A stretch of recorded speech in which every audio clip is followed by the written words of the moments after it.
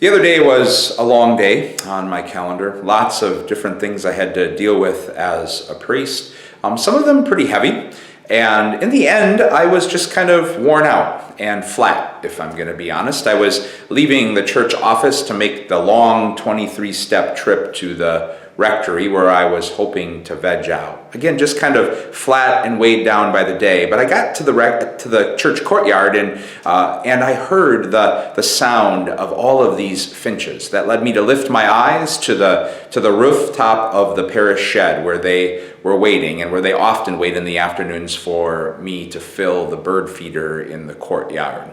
And then I heard the sound of a chickadee, its unique song, and it was being sung from the big oak tree in the church courtyard. So I lifted my eyes to the oak tree and I scanned and I scanned and I scanned until finally I saw the source of that unique sound, that beautiful, tiny, majestic creature called the chickadee.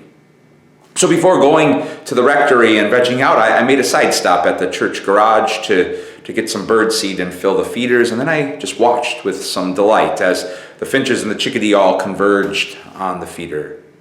It was such an insignificant moment of a very long and heavy day, but it was a moment I needed, that song of the birds lifting my eyes to this beautiful, holy melody that I could never orchestrate for myself. Psalm 121 begins with the psalmist singing of God's ability to help lift our eyes to the hills, to lift our eyes to this beautiful work and song of help that is being sung that we can never orchestrate for ourselves. A song of life and peace and grace and strength. Life is heavy for all of us in so many different ways.